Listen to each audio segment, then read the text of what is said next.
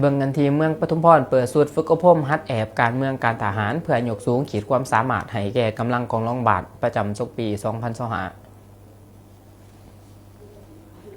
วันที่15 ธันวาคมนี้กองบัญชาการทหารเมืองปทุมพรได้เปิดสูตรอบรมฮัดแอบการเมืองการทหารระยะสั้น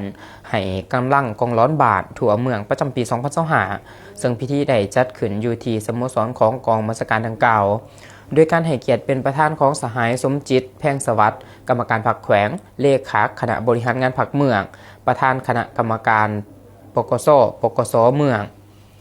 สหายพันโทคำตันสุวรรณไกรสนห้องเลขาคณะพรรคหักฐานหัวหน้าการทหารกองบัญชาการทหารเมืองสหายพันโทพาณิชซาภักกิตติยศักดิ์ห้องแผนการทหารท้องถิ่นกองบัญชาการทหารแขวงมีคณะพรรคคณะบัญชากองบัญชาการมีแผนการที่ขึ้นกับกองบัญชาการเลขาคณะพรรคหักฐานเก่ากลุ่มมีครูฝึกตลอดหอดกำลังกองร้อนบ้านทั่วเมืองเขาห่วมซึ่งในพิธีสหายพันโทคำตันสุวรรณไกรสนห้องเลขาคณะพรรคหักฐานหัวหน้าการทหารกองบัญชาการทหารเมืองได้ผ่านขอตกลงของของเสนาธิการกองบัญชาการทหารแขวงฉบับเลขที่396ทับหสนลงวันที่10 ธันวาคม ปี2025ว่าโดยการอนุมัติให้กองบัญชาการทหารเมืองปทุมพรเปิดสูตรอบรมฮัดแอบการเมืองการทหารให้กำลังกองร้อนในทั่วเมืองปทุมพรประจำปี2025จากนั้นสหายพันตีบุญเม่งอัคควงศ์ห้องหัวหน้าการทหารกองบัญชาการทหารเมืองได้ขึ้นผ่านแผนการอบรมฮัดแอบการเมืองการทหารระยะสั้นให้กับกองร้อนทั่วเมืองปทุมพรประจำศุกร์ปี2025ซึ่งให้หูว่าการอบรมฮัดแอบการเมืองการทหารให้กำลังกองร้อนในครั้งนี้แม้แน่ใส่ปรับปรุงกำลังประกอบอาวุธอยู่หากฐานให้เข้มแข็งนักแน่นหูสร้างแผนการสู่รบป้องกันบ้าน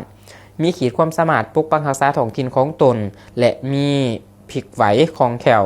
ในการนำใส่อาวุธยุทโธปกรณ์ของกองทัพ